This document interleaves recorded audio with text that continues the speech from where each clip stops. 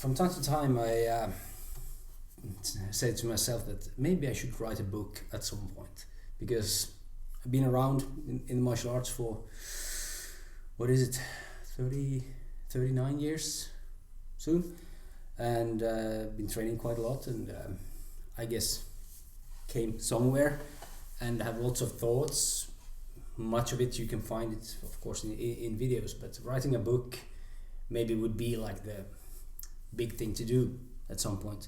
But then again, I pick up a book by Hanshi McCarthy or Finnish old school karate guru Ilpo Jalamo, and I could never write anything like this. To be honest, I wouldn't know even in what language would I write. I mean, my first language is Swedish, but I hardly ever teach in Swedish.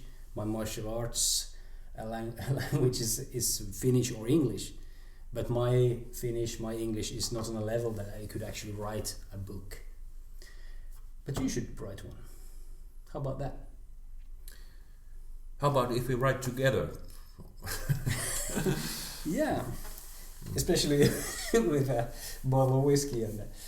Yeah, I've been also thinking that, and I'm quite famous here in my small circles in Finland, that I'm sending emails that are like kilometer long, and if I just take all my emails from last 20 years and just put the ideas together and then maybe use some ChatGPT to organize the language part in better way, I think there would be ideas enough for a book. But it is nowadays is a book, is it a good thing?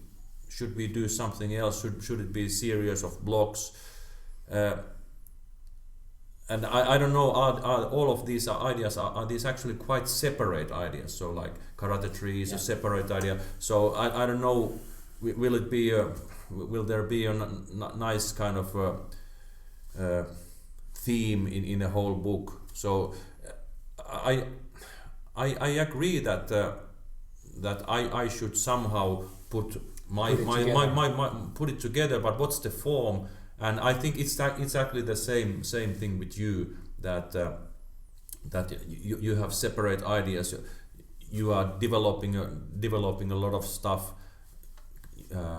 So how to put these ideas together, and nowadays there are more and more options for that. So there are videos and blogs and vlogs, and so we both should do it either together or separately.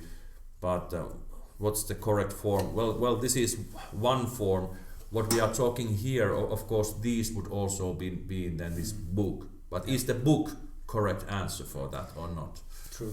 Yeah, for me, I like being creative. When I was a kid, I liked drawing. I wasn't great, but I was pretty good, and I did it a lot. Yeah. For me, it's the opposite, as you could see. Yeah. I'm a terrible drawer, but I'm actually quite good writer. Not so good that I could do it as my profession, but anyway, good enough for me. Yeah. I guess as a visual person, I enjoyed doing the drawing. When I was starting to become a teacher, later became a math teacher, but before that, like a primary school teacher, I specialized in woodwork and really enjoyed doing things with my hands, creating something. And then many years I didn't do anything creative that would be anything concrete, something. But getting to discovering video editing, I really enjoyed that, and now I haven't done it very much for the last few years, but it's one format that I like. But the thing, I guess, with people these days, they click on a video, they watch maybe a few seconds or a minute, and they skip to the next. And I have lots of videos that I guess Ainakin at least the technical aspect kind of grasps it all somehow. I still have some videos I need to make, but most of it is done in video format. Yeah. But I think it's hard for people to grasp the whole thing. Having a book, it's like something that you see, here it is. Yeah.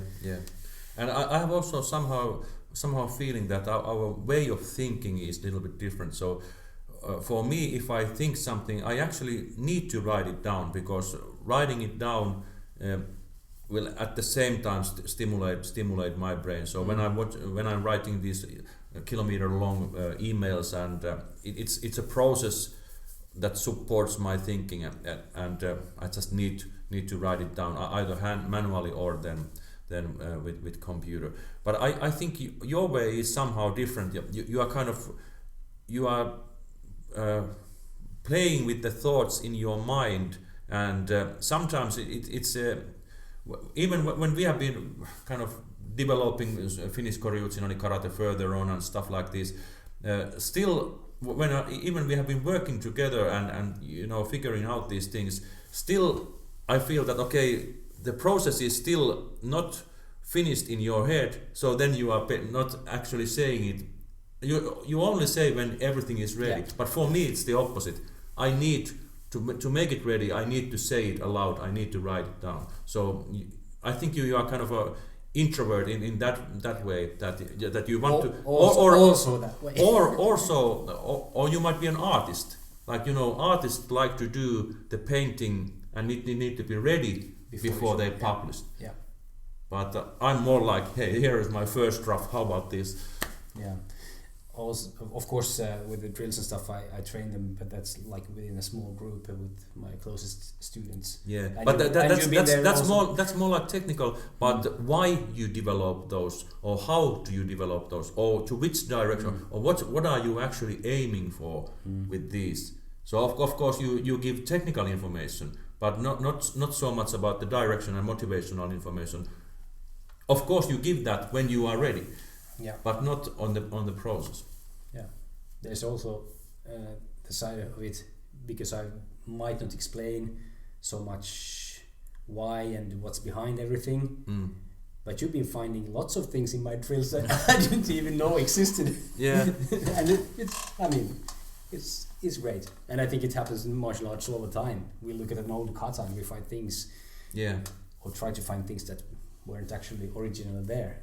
Yeah, I think when I was last time on Jan Abernethy's seminar, it was related to Kushanku, but one thing there was, his idea was that one Okinawan guy who visited China, that kata is actually made with that student, and it's actually in the order that how they teach in how that Chinese teacher was teaching, and that Chinese teacher was first focusing on the basics and then going to more like application. So it was kind of a tree.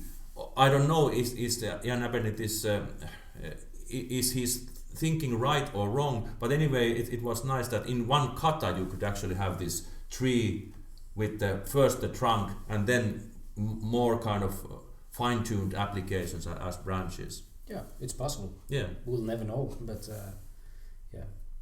And I think Abernethy watched some of his videos, and I think he admits that he doesn't know what's the original applications, but if it works for him, he finds it useful. Why not use it? Yeah.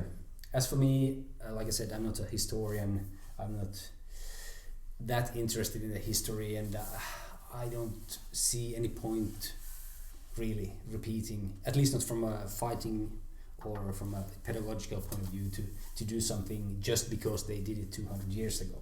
Yeah. And that's how I ended up creating my own kata, for example. Of course, we use the official ones we have in Koryutsinari, but especially for the beginning students, we found out that we need something shorter, simpler. Yeah. Actually, it was COVID that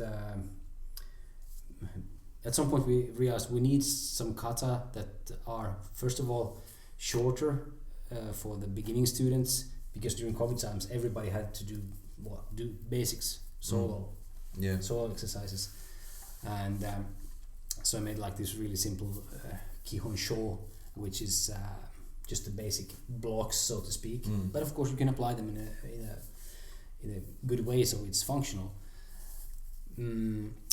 I think, and not only the COVID, because we had to do only solo for part of the time, for maybe 2 years.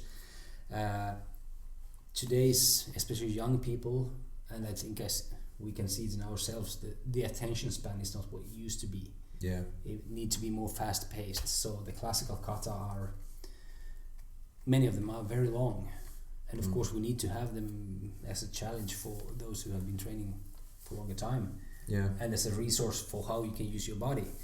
But for the beginning students, the younger people, I think it's good to have short kata that are very spot on. It's easy to say what you do with the moves.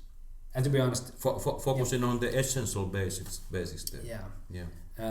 But the primary reason why I ended up creating my own kata, most importantly for myself, because at some point I got a little bit tired of trying to figure out what did somebody 200, 300 years ago do.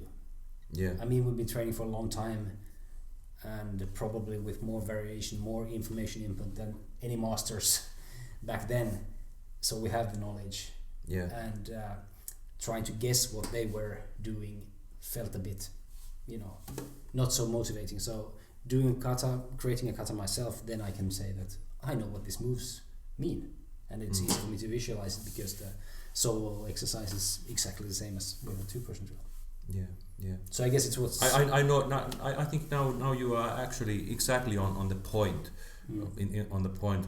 And I have two wishes, and they are the same wishes as earlier. So first of all, I would like to some more whiskey. I will now move to Isla whiskers, or Eila, as I think they say in Celtic language, Eila whiskers.